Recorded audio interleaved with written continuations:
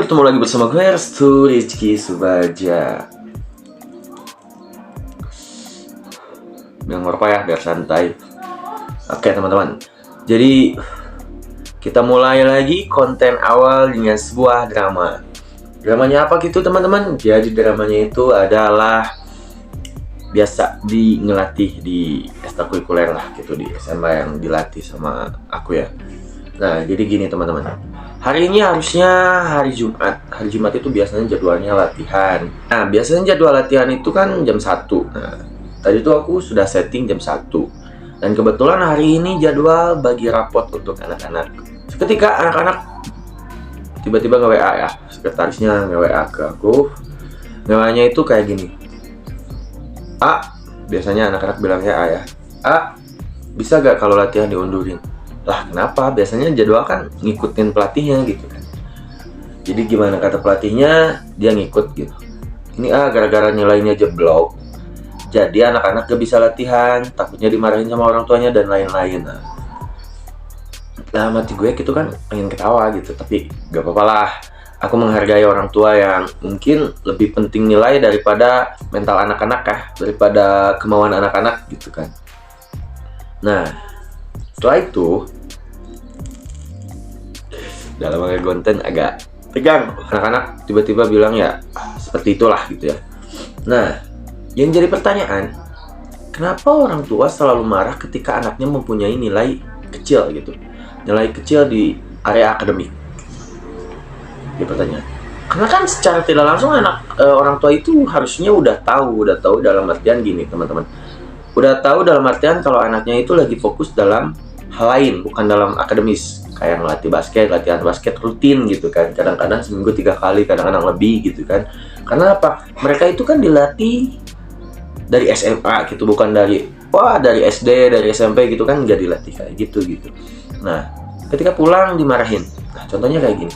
Kenapa harus dimarahin gitu? Ini persepsi saya ya. Kenapa harus dimarahin? Karena apa?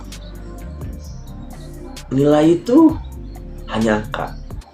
Tapi pengalaman itu lebih penting dari nilai gitu kan. Kalau kata saya gitu. Kenapa anaknya harus dimarahin gitu? Padahal kan nggak perlu dimarahin juga gitu kan. Harusnya udah tahu gitu kan anaknya lagi fokus kemana gitu kan.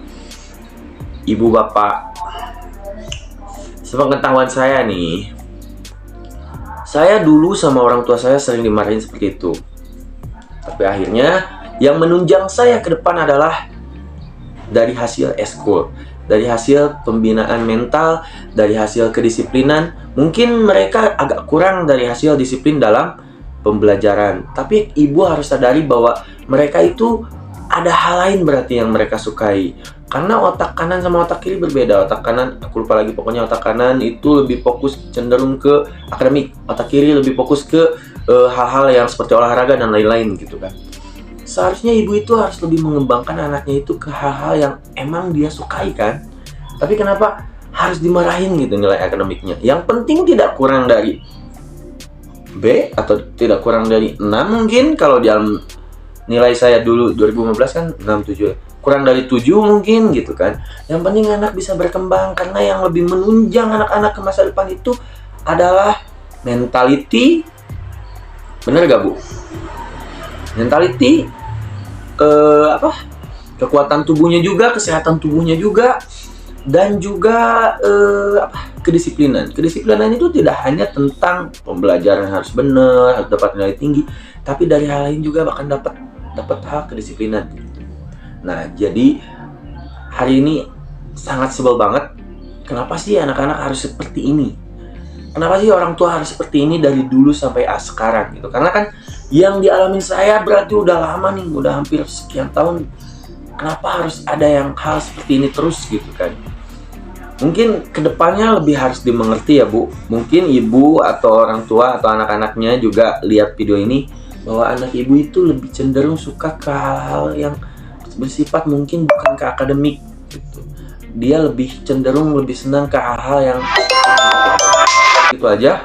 Jadi ibu harus, jadi kalau saran saya gitu ya, sebagai orang yang dekat, lebih dekat mungkin ya di sekolah daripada ibu, daripada orang tuanya, coba deh ibu lebih lebih kasih tahu anaknya itu lebih arahnya mau kemana gitu. Lebih sukanya kemana gitu ya. Thank you. Jangan lupa like, comment, dan subscribe. Assalamualaikum warahmatullahi wabarakatuh.